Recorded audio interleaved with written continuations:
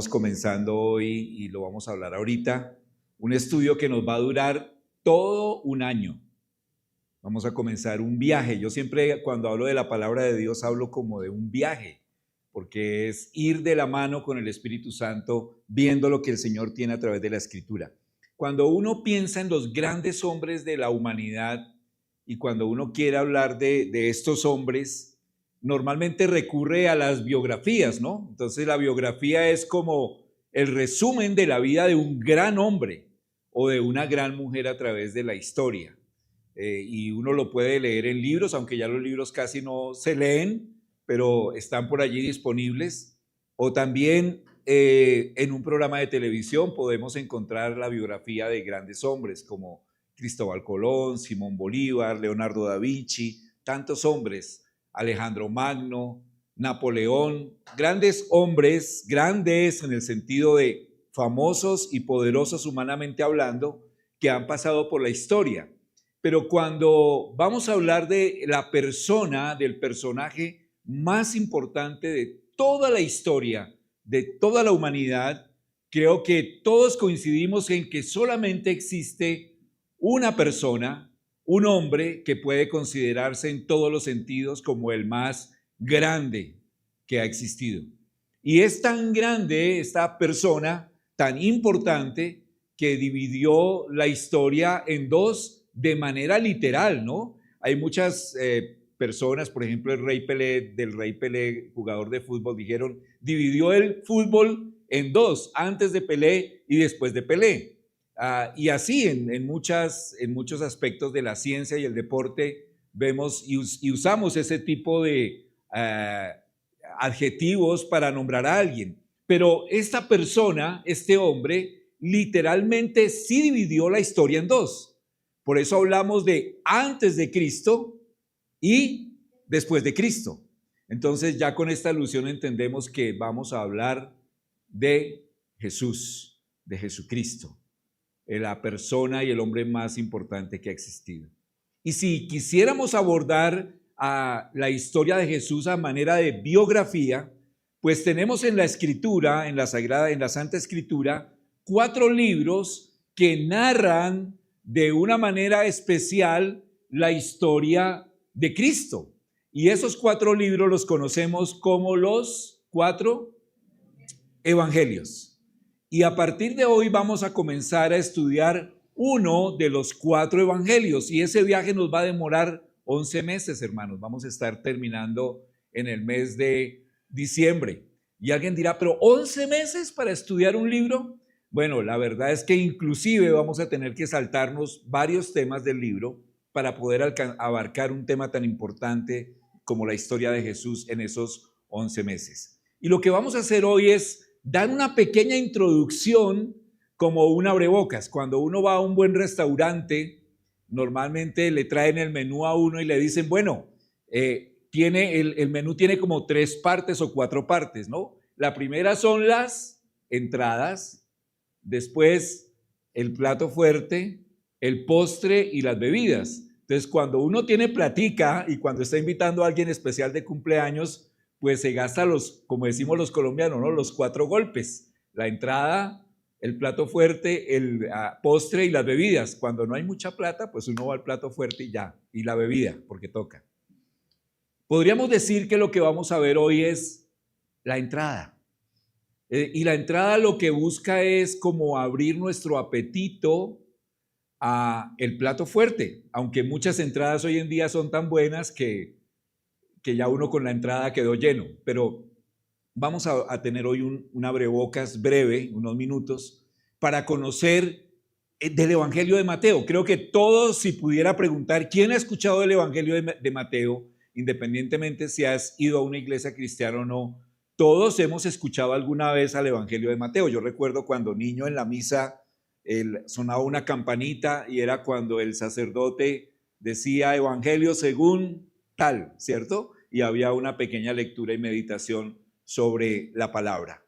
Entonces, vamos a hablar del Evangelio de Mateo y queremos animarlos para que estén involucrados en el estudio de este Evangelio durante todo este año. Entonces, el Evangelio de Mateo hace parte de los 4 evangelios. ¿Cuáles son los 4 evangelios de la Biblia, del Nuevo Testamento?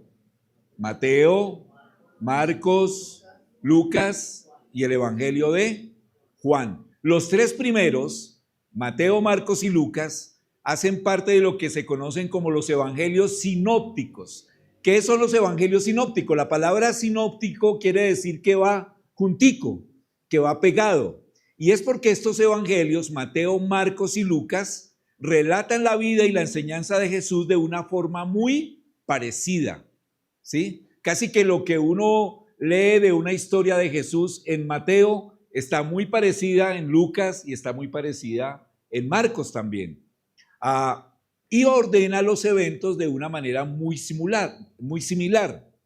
El evangelio de Juan es un evangelio muy diferente. Es un evangelio mucho más doctrinal, habla más de la doctrina, habla más del significado de Cristo como Dios, pero Mateo hace parte de esos evangelios sinópticos. Y en contraposición con sus 2 pares, que son Marcos y Lucas, está escrito desde la experiencia de la misericordia divina. Puedes pasar al siguiente, John, por favor.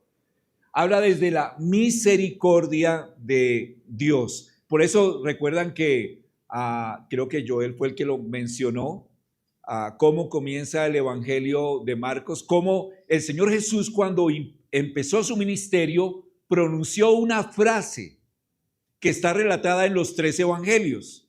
¿Cuál fue la primera frase que pronunció el Señor cuando comenzó su ministerio público? De 3 años.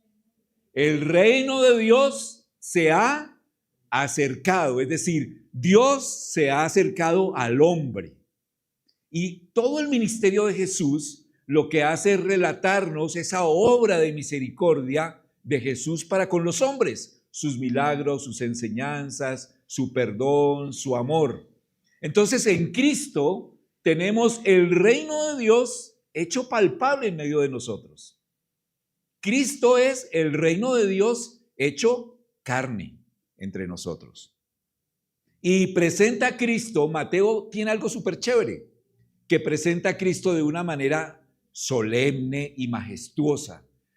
Mateo habla de Cristo de una manera que siempre se ve a Jesús como un rey majestuoso, como un rey poderoso.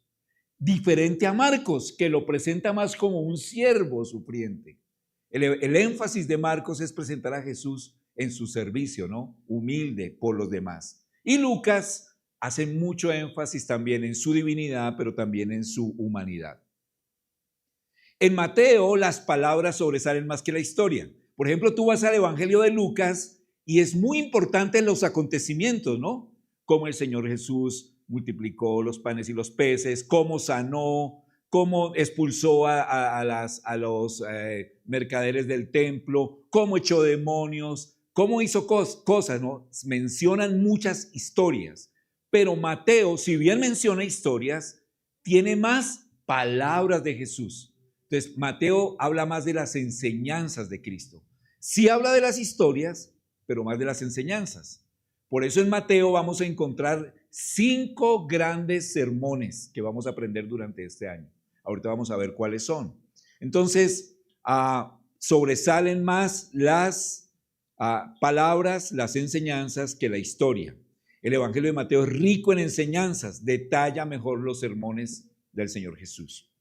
También el Evangelio de Mateo tiene probablemente más influencia sobre el pensamiento cristiano que cualquiera de los demás evangelios. Durante mucho tiempo se pensó que el Evangelio de Mateo era el primero, porque cuando tú abres el Nuevo Testamento, si tú tienes una Biblia allí, si estás como invitado y abres el Nuevo Testamento, el primer evangelio es Mateo.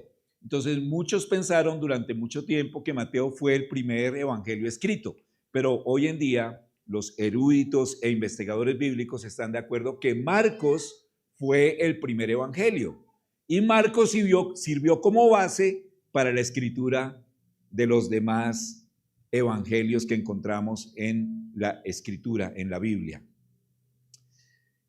El Evangelio de Mateo tal vez es el más citado, es el del que conocemos más citas de este libro, el de mayor uso en la enseñanza pública de la iglesia.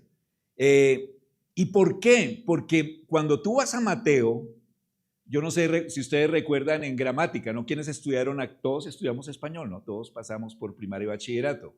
Y una de las cosas que nos enseñaban en español era cómo coger un texto y analizarlo, ¿no? ¿Cuál era su introducción? ¿Recuerdan? Introducción, nudo y desenlace. Eso era lo que nos enseñaban. Entonces, cuando tú lees el libro de Mateo, es el evangelio más estructurado de todos. Sus partes son muy claras, muy definidas, a diferencia de los demás que tienen, aunque tienen una estructura, es un poco más compleja, pero también tiene una colección de enseñanzas de Jesús.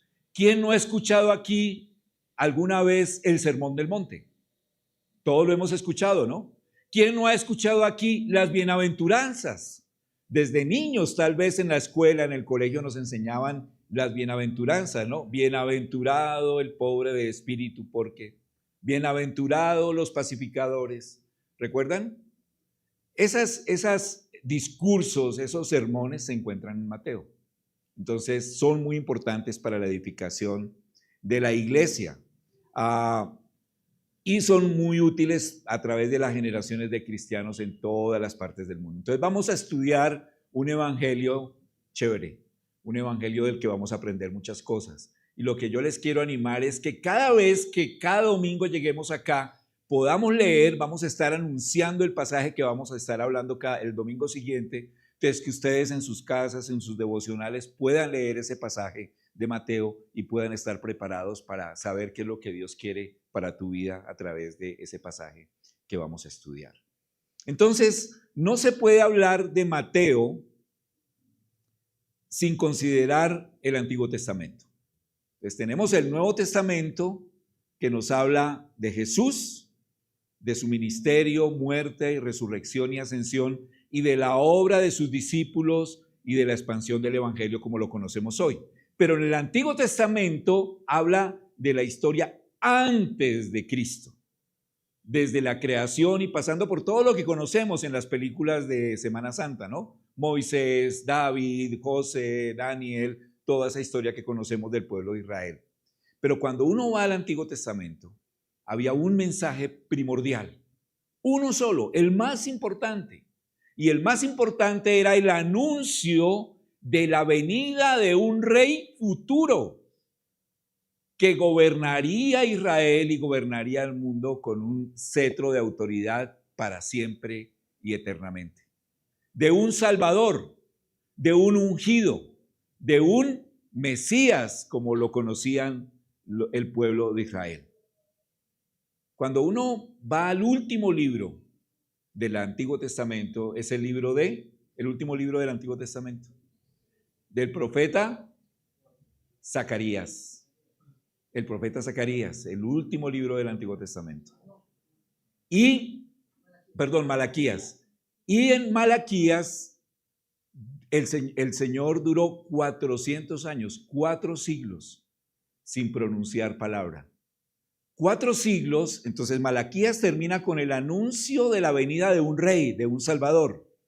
Y todo el mundo diría, bueno, si el profeta anuncia, es porque ya viene. ¿Saben cuánto duró ese periodo? 4 siglos, 400 años, en los cuales Dios no volvió a hablar y no aparecía ese Mesías. Durante esos 400 años, 4 siglos, el pueblo de Israel estuvo esperando al Mesías, hasta que por fin apareció un hombre. ¿Quién era ese hombre? Juan el Bautista, muy parecido al profeta Elías, que se vestía con pieles y comía langostas en el desierto y miel. Y él empezó a anunciar que ya ese Salvador prometido hacía más de 400 años antes iba a venir. Y un día, mientras Juan el Bautista estaba bautizando al pueblo en arrepentimiento por sus pecados, aparece un hombre sencillo, nacido en Nazaret, ¿cierto? Al cual Juan el Bautista bautiza y comienza el ministerio del Señor. El rey venía. Pero, ¿a quién se refería esas palabras del Antiguo Testamento? Entonces, las palabras que el Señor declaró a David por medio del profeta Natán se referían a otro hombre diferente a David. No sé si lo tenemos allí, por favor. Dale, la siguiente. Ok, déjalo ahí, déjalo en el anterior, por favor. Esta profecía que se la dio a David el profeta Natán dice: tu casa y tu reino permanecerán para siempre delante de mí y tu trono será establecido para siempre. El profeta le dijo a David que su reino sería para siempre, que sería un reino eterno. Pero adivinen qué pasó. ¿David murió o vivió eternamente? Murió. De hecho, su descendiente Salomón, que fue el que le sucedió, después de su muerte, el reino de David se dividió completamente hasta que con los siglos desapareció. Entonces, esa promesa de que su reino permanecería para siempre, ¿para quién era? Era para el futuro rey, ¿cierto? El rey que vendría de la descendencia de David y reinaría para siempre. También a través del mismo David, en el Salmo 2, 6 al 8, por favor, Johncito, o el que tenga allí la Biblia. Salmo 2, 6 al 8, en la Nueva Biblia de las Américas. Salmo 2, 6 al 8, dice así, hablando del mismo rey David: pero yo mismo te he consagrado mi rey sobre Sión, mi santo monte. Ciertamente anunciaré el decreto del Señor que me dijo: mi hijo eres tú, yo te he engendrado hoy, pídeme y te daré todas las naciones como herencia tuya y como posesión sobre los confines de la tierra. Salmo 2, 6 al 8. Entonces, a través del profeta David, Dios estaba anunciando a alguien al que le daría por herencia todas las naciones. Y yo quiero preguntarte esto en esta mañana. ¿Qué piensas tú sobre Cristo? ¿Qué idea tienes tú sobre la persona de Jesús? ¿Es alguien bueno? ¿Alguien al cual recurres cuando tienes un problema? ¿Cuando tienes alguna dificultad? ¿Un líder religioso tal vez como muchos más? Bueno, la Biblia dice que Jesús recibirá como herencia todos los reinos de la tierra. Recordamos también aquellos pasajes donde dice que toda lengua confesará, que toda rodilla se doblará ante Jesús y lo reconocerán como Rey y como Señor. Ese es Jesús, quien gobernará todo, quien reinará sobre todo, quien es dueño de todo. Y si piensas en Jesús como alguien ahí, sí, importante, al que hay que tenerle cierto respeto, te quedas corto en ese pensamiento. David lo llama como el Rey de Gloria, como el Dios de los ejércitos, a ese Rey venidero en el Salmo 24:10. Jesús es el Rey de Gloria. Ahora sí, la siguiente, por favor. Entonces, los profetas en el Antiguo Testamento también hablaban del gran Rey como alguien humano, pero también divino. En Isaías 7:14 existe una profecía de Isaías donde dice que el Mesías, que ese rey, nacería de una virgen. ¿Cuántos siglos antes del nacimiento de Cristo profetizó el profeta Isaías esta profecía? ¿Cuántos? Casi 6 siglos antes. Que el Mesías nacería de una virgen, Isaías 7:14. También Isaías profetizó en Isaías 53 que sería despreciado, que sería desechado, que sería azotado, herido y abatido. ¿Cuándo se cumplió esa profecía? ¿Cuándo? ¿Cuándo el rey del universo iba a ser despreciado, desechado, azotado, herido y abatido? En la cruz. Isaías lo profetizó en Isaías 53. Daniel 7:13, el profeta Daniel dijo que es como un hijo de hombre, hablando de su humanidad. Jesús es Dios, pero también hombre, como cualquiera de nosotros, con una diferencia, que nunca pecó. Isaías 9:6-7 afirmaba de este futuro rey: su nombre se llamará admirable, consejero, Dios fuerte, Padre eterno, príncipe de paz, y su imperio, ¿qué dice? No tendrá límite. Un rey eterno. Cuando Mateo habla de Jesús como ese rey eterno, como ese rey prometido en el Antiguo Testamento. Y también en Isaías 7:14, Isaías dijo, y su nombre será Emanuel, él será llamado Emanuel, que significa Dios con nosotros. ¿Cuándo se cumplió esa profecía? ¿Recuerdan? Cuando el ángel anunció el nombre de ese niño que iba a nacer allí en Belén. Su nombre será Emanuel, que significa Dios con nosotros. ¿Cuántos niños conocen que se llaman Emanuel? Muchos, ¿no? Pero ¿cuántos de ellos son Dios con nosotros? Ninguno. Pero este sí. Ese nombre era literal para el Señor. Él era Dios con nosotros. El reino de Dios lo acercó Cristo a nuestra vida. Lo acercó Cristo a tu vida. Ese es Cristo para ti. Es la persona que te acerca al Padre. Pero no cualquier persona. Es Dios, es hombre y es rey. Ese es el enfoque de Mateo, presentar a Jesús como rey. Vamos a hablar ahora del autor del libro. Y para hablar del autor del libro, quiero recordarles quién era Mateo. ¿Quién recuerda cómo fue llamado Mateo por el Señor Jesús a acompañarlo? ¿Alguien recuerda?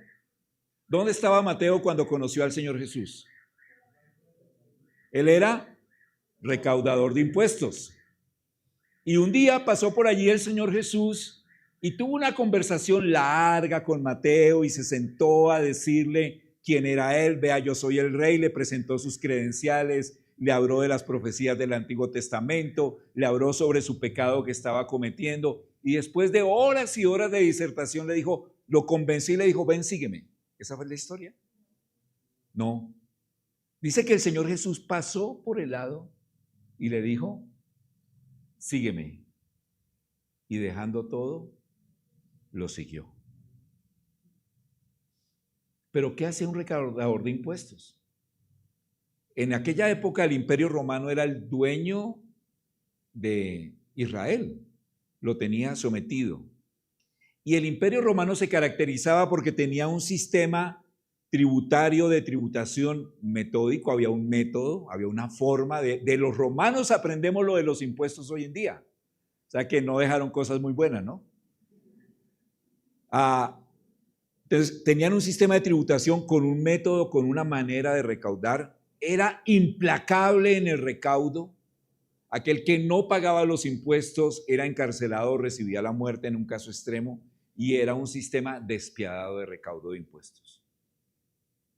Y existía un impuesto sobre la renta. ¿Cuáles eran los impuestos del Imperio Romano? Muy parecidos a los que conocemos hoy. Había un impuesto sobre la renta, es decir, sobre las ganancias que tú tenías en tus negocios. Había un tributo sobre las tierras, sobre la propiedad de las tierras. Había un tributo sobre las propiedades que tú tenías y sobre los bienes raíces. Entonces, todas las naciones y los súbditos del imperio, incluyendo Israel, tenían que pagar ese impuesto, ese tributo. ¿Cómo se recaudaba? Como era imposible, no existía la DIAN en esa época, ¿sí? No existía la factura electrónica. Entonces, existían un grupo de hombres poderosos, senadores o personas importantes, que compraban en una subasta pública el derecho a recaudar impuestos en alguna región determinada. Entonces, si tú eras un hombre poderoso y decías, bueno, yo voy a recaudar los impuestos de Judea, había una subasta pública y el que ganaba esa subasta pública tenía los derechos para recaudar esos impuestos. Pero ese era, se denominaban en aquella época como publicanos, los publicani. Pero estas personas no eran los que recaudaban el impuesto en esas regiones, sino que del mismo pueblo, de la misma región donde tenían el poder para recaudar impuestos, llamaban y contrataban a personas nativas de esa misma nación para que recaudaran los impuestos.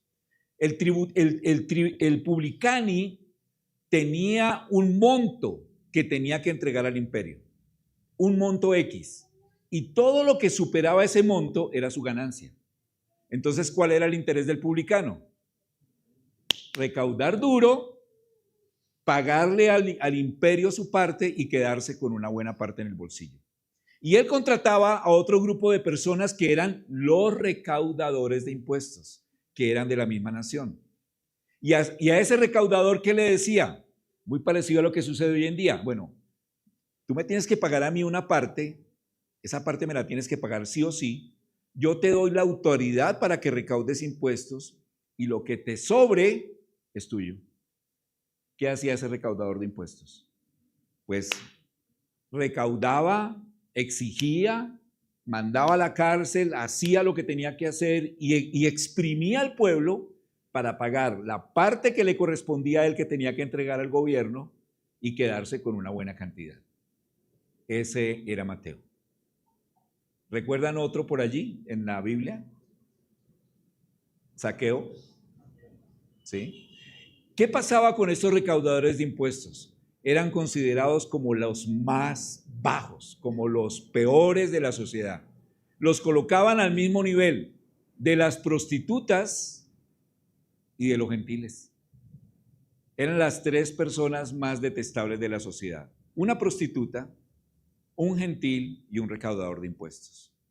Ese era Mateo. Era un ladrón. Robaba a su propio pueblo. Y cuando Jesús lo llamó a que lo siguiera, dejó todo, dejó sus ganancias y lo siguió. Entonces, allá en Mateo 9:9 podemos leer cómo el Señor Jesús lo llamó para que fuera uno de sus discípulos. Cuando uno lee el Evangelio de Mateo, o cuando a ti te encomiendan leer o escribir un libro, normalmente, ¿qué hace un autor? Dice, bueno, yo soy el que lo escribí, ¿no? Y constantemente va a buscar que su nombre esté muy escrito en esa biografía, para decir, hey, yo Mateo estuve con el Señor en esto, estuve con el Señor en esto, yo estuve con él en esto, yo le ayudé en esto, yo hice aquello. Mateo no lo hizo. Mateo fue muy humilde al escribir el Evangelio, fue muy modesto. Siempre se refiere a él mismo en tercera persona, como si otro estuviera escribiendo el libro. Y casi nunca habla de él como autor o nunca habla de él como autor del libro.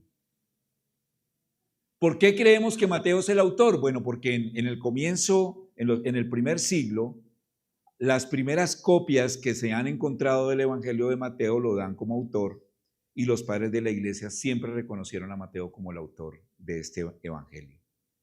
¿Cuándo fue escrito? Bueno, fue escrito antes de la destrucción de Jerusalén. ¿Quién recuerda historia? Cuando el Imperio Romano destruyó a Jerusalén. Año 70 después de Cristo. Sí, un evento histórico. Antes de eso fue escrito el Evangelio, pero no existe una fecha exacta.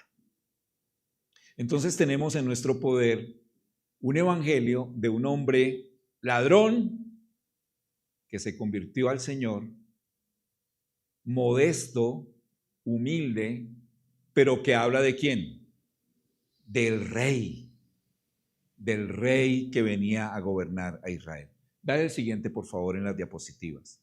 Vamos a ver ahora cuál es el mensaje del libro de Mateo. Hoy más que una predicación es como una clase, para que estemos un poquito enterados. ¿Cuál es el mensaje anterior? Bueno, sí, hasta ahí. Entonces, como vimos, los 4 primeros libros del Nuevo Testamento, los 4 evangelios transmiten el mensaje del evangelio, pero desde 4 perspectivas. Es como si alguien dijera, bueno, vamos a hacer una biografía de Gabriel García Márquez. Entonces, una biografía la va a hacer la esposa, otra biografía la va a hacer su mejor amigo, otra biografía la va a hacer un periodista y otra biografía la va a hacer un vecino que lo conoció cuando niño. Todos van a hablar de Gabriel García Márquez, pero cada uno va a aportar ¿qué? Una visión diferente de Gabriel García Márquez. Entonces, esos son los 4 evangelios. Cada uno habla de Jesús, pero desde 4 ángulos. Mateo habla de Jesús como un rey soberano, presentado fundamentalmente al pueblo judío. Mateo le estaba diciendo a Israel, he aquí tu rey. Él es el rey que el pueblo ha estado esperando por siglos. Él es el que tendrá el trono de David por siempre. ¿Es Jesús para ti un rey digno de adoración y alabanza? Marcos lo presenta en la parte opuesta. Lo presenta como un siervo. Por eso siempre en Marcos encontramos al Señor Jesús haciendo algo por alguien, en un aspecto mucho más humilde. ¿Has visto a Jesús también como un siervo?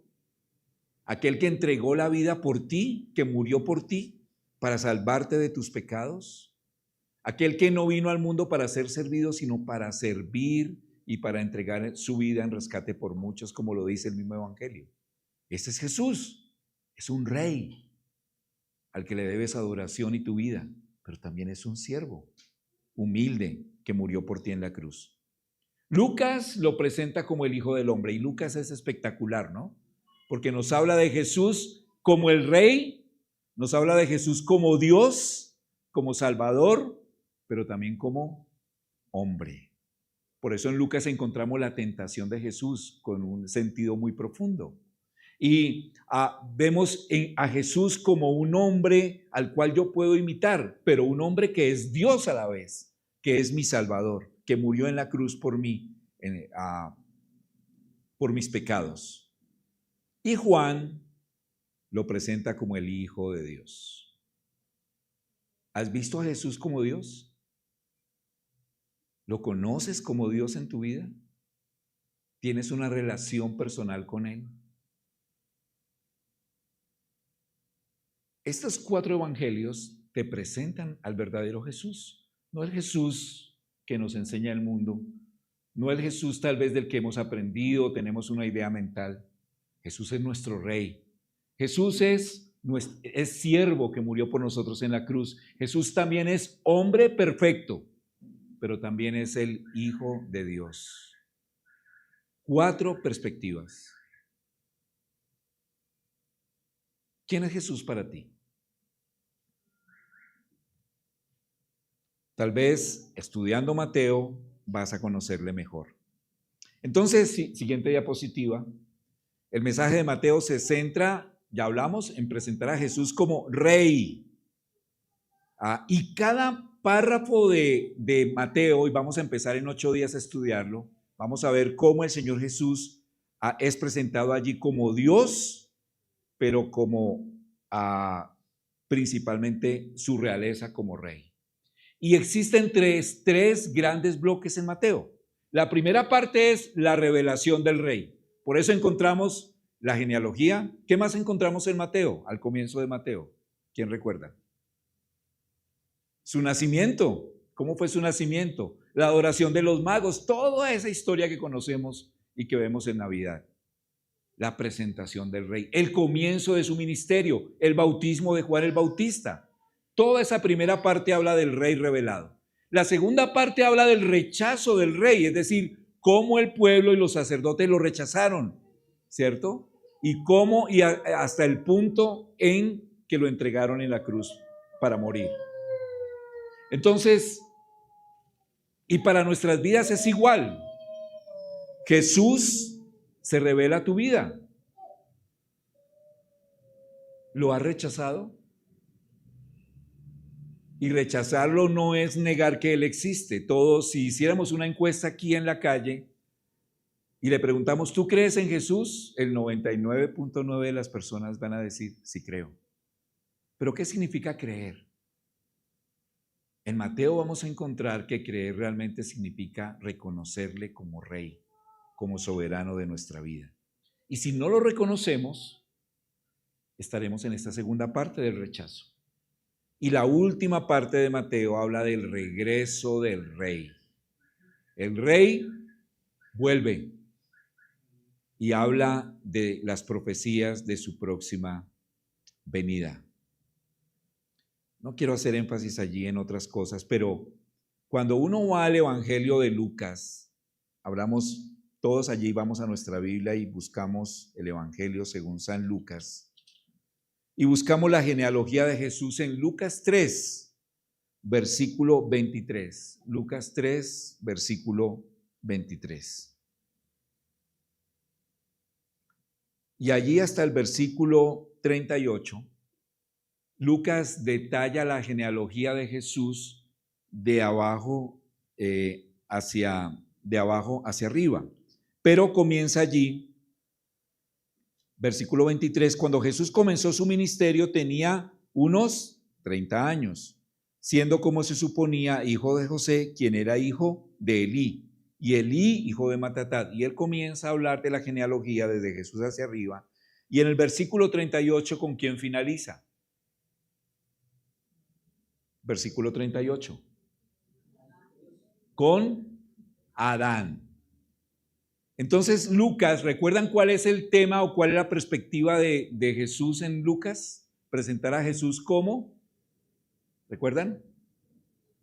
¿Cómo qué? No les voy a decir. Lucas lo presenta como, no, como el Hijo del Hombre. Entonces en la genealogía de Lucas, Lucas habla que Jesús es descendiente de Adán, el padre de ¿quién? De todos los hombres, de todos los seres humanos. Pero vamos ahora a Mateo, capítulo 1, que Mateo comienza de una vez con la genealogía. Y miren lo que dice Mateo capítulo 1, versículo 1. Libro de la genealogía de Jesucristo, hijo de David, hijo de Abraham. ¿Por qué Mateo no va hasta Adán? Viene más reciente, ¿no? Y habla de dos grandes hombres. ¿Quién era Abraham? ¿Quién era Abraham? El padre de la nación de Israel. De Abraham procede toda la nación de Israel, hablándolo humanamente. Pero también menciona a ¿quién? A David. ¿Quién era David? El rey sobre el cual la profecía decía que de su descendencia nacería aquel que reinaría eternamente. Entonces no vamos a leer toda la descendencia que menciona Mateo, pero lo que hace Mateo es demostrar a través de la genealogía de Jesús que Jesús era descendiente directo de David. Por lo tanto, como hombre tenía derecho legal a la descendencia. Pero también habla de Abraham, el padre de Israel.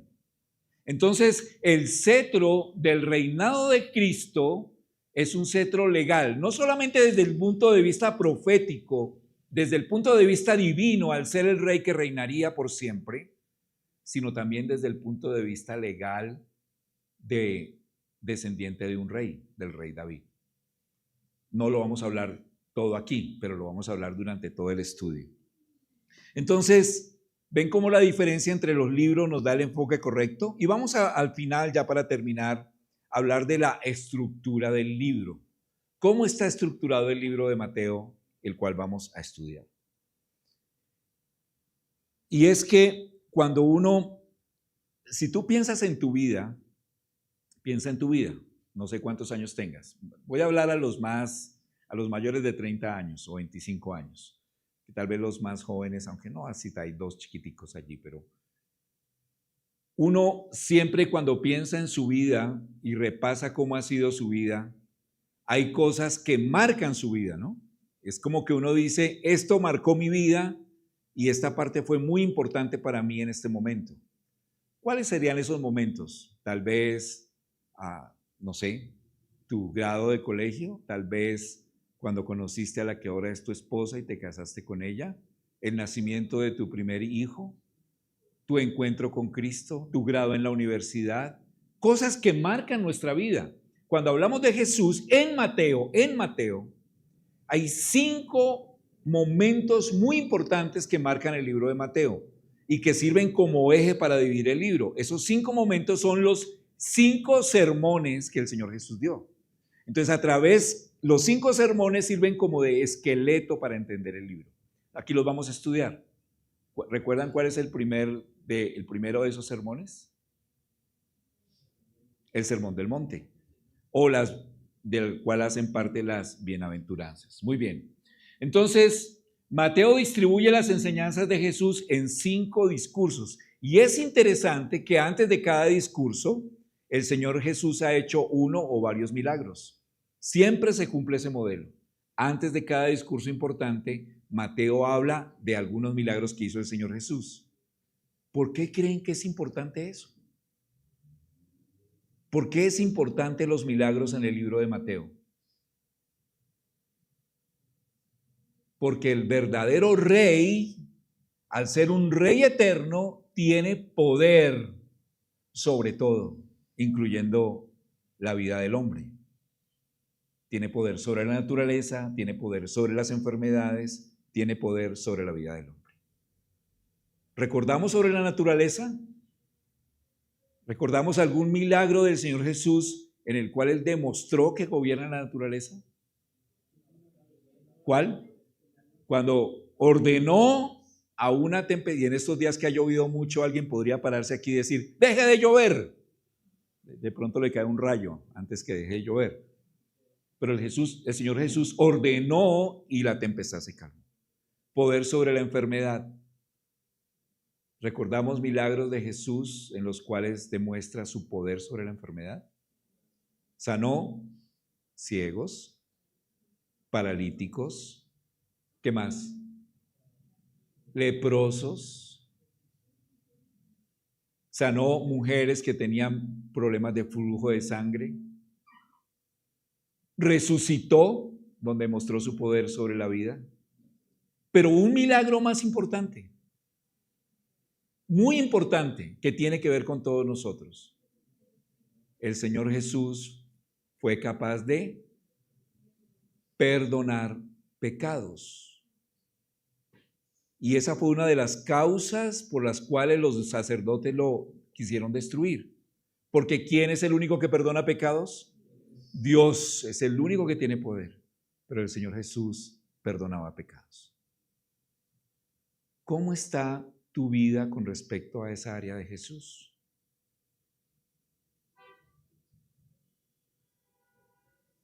El Señor Jesús puede perdonar, puede restaurar nuestra vida pecaminosa, puede tomar el control de nuestra vida, podemos hacerlo nuestro Rey de una manera práctica en nuestra vida.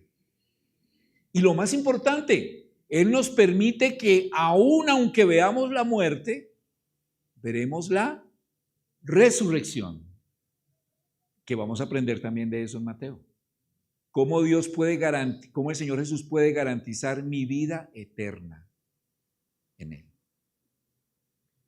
Entonces, ¿cómo está dividido el Evangelio? Primero, el Evangelio de la infancia de Jesús, capítulos 1 y 2. ¿Qué recordamos de la infancia de Jesús?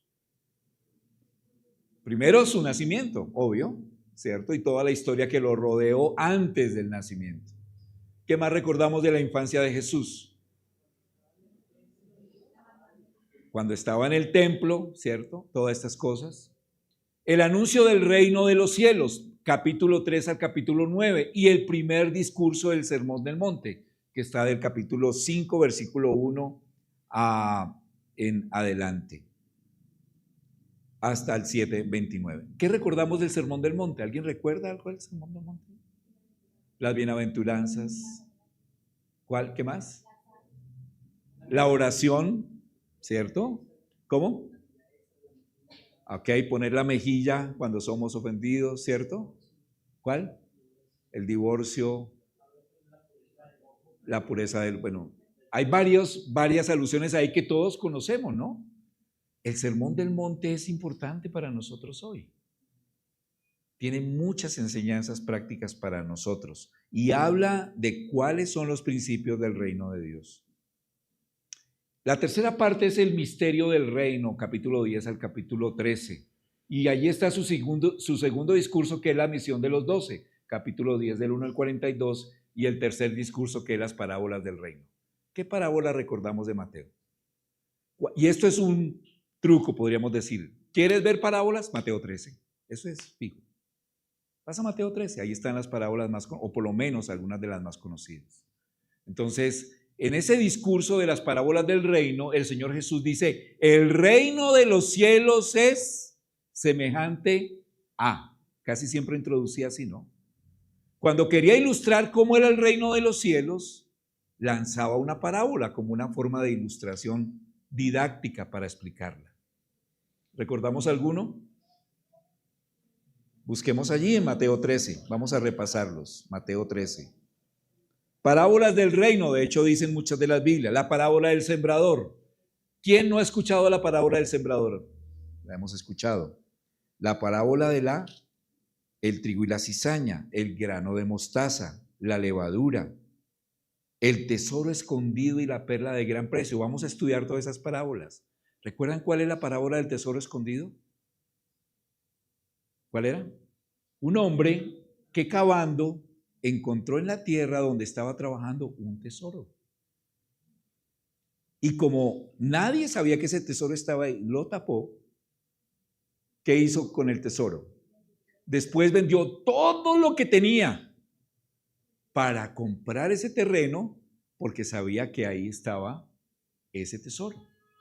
¿Qué significa esa parábola? Vamos a aprenderlo. Seguramente el predicador que le toque esa parábola va a tener que ser muy juicioso para estudiar y entender lo que realmente significa. La perla de gran precio, ¿recuerdan esa también? Un mercader de perlas que comerciaba con muchas perlas, había tenido perlas muy preciosas, pero un día encuentra la perla más hermosa que nunca había visto.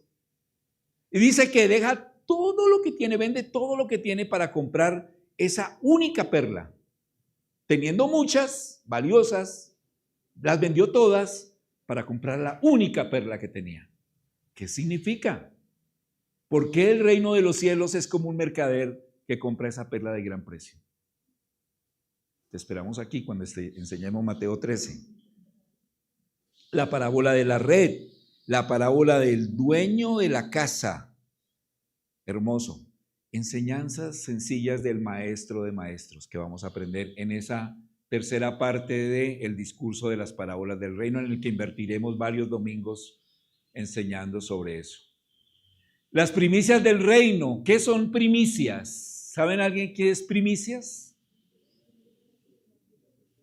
¿Cómo? Como lo mejor, pero también es ¿qué? Como la primera parte, ¿no? Cuando un agricultor cosecha, la primera parte de la cosecha, lo mejor de la cosecha, la primera parte son las primicias. Y esas primicias anuncian ¿qué? La gran cosecha que viene. Entonces las primicias del reino del Señor Jesús da como un anticipo de su reinado. ¿Quieren aprender cómo será el reinado de Cristo? Allí vamos a aprender eso. ¿Qué anticipo, qué primicias da el Señor sobre su reinado? Y allí encontramos las relaciones del reino, que es el cuarto discurso, Mateo 18 del 1 al 35. Y la última parte, el reino futuro, donde el Señor Jesús habla proféticamente de cómo será su segunda venida y lo que nosotros conocemos como el discurso en el aposento alto, muy parecido al nombre de nuestra congregación. Allí en el aposento alto, la noche antes de su muerte, Él tuvo un tiempo especial con sus discípulos y allí les enseñó muchas cosas, entre ellas lo que hicimos hoy, la institución de la Cena del Señor. Muchas otras cosas que se llama el discurso del aposento alto. Entonces, tenemos un evangelio hermoso para estudiar todo este año. Es un evangelio muy instructivo, útil para todos aquellos que somos discípulos del Señor. Y si tú no conoces del Señor, si tú anhelas conocer más del Señor, si anhelas conocerle más a Él, te esperamos. Acompáñanos en este estudio que tendremos los domingos para entender lo que significa ser un verdadero discípulo de Cristo. ¿Y a qué les quiero animar, hermanos? A que encontremos en cada enseñanza una práctica que debemos cumplir. Fíjense que hoy dimos la introducción, pero vimos algunas cositas que debemos hacer. Y le quiero hablar a los predicadores que les corresponde enseñar. Y es ser fiel a la enseñanza del pasaje. ¿Cuál era el contexto? ¿Qué quería enseñar Mateo a sus lectores? pero sobre todo cómo cada pasaje nos lleva a hacer algo como creyentes hoy. ¿Qué nos enseña de una manera práctica? Y quiero invitar a toda la iglesia a tener ánimo para estudiar el libro de Mateo y para estar atentos a lo que el Señor nos quiere decir. Entonces, lo que quería yo en esta mañana es animarles a estudiar este precioso libro. Vale la pena estudiarlo. No solamente en su casa, sino venir aquí y compartir entre todos qué nos quiere decir el Señor a través de Mateo. Bien, vamos a colocarnos en pie y vamos a orar para terminar.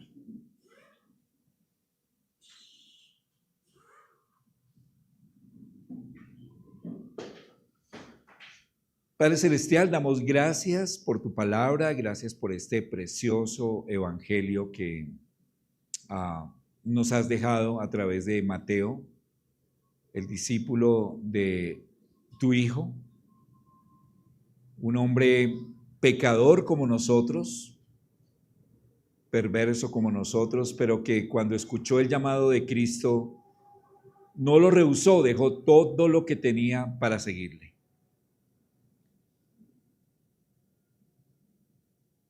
No sé cómo está tu vida en esta mañana. No sé si al igual que Mateo has estado lejos del Señor y haciendo y buscando tus propias metas, tus propios beneficios o placeres. Y tal vez es un tiempo en el que el Señor te llama a que le sigas. Gracias también porque este evangelio nos trae muchas enseñanzas prácticas para los que ya tenemos una relación contigo. Bendice a los predicadores que van a estar enseñando de aquí de la iglesia y los predicadores invitados, que sea tu palabra con poder hablándonos. Que seamos diligentes en estudiar bien el pasaje, en enseñarlo de la manera correcta.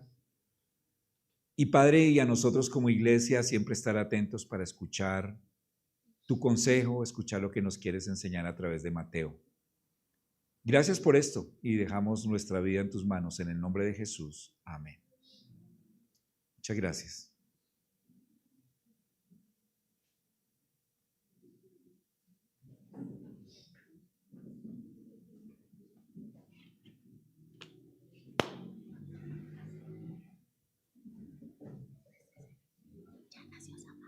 Ay, sí. A las 11:35.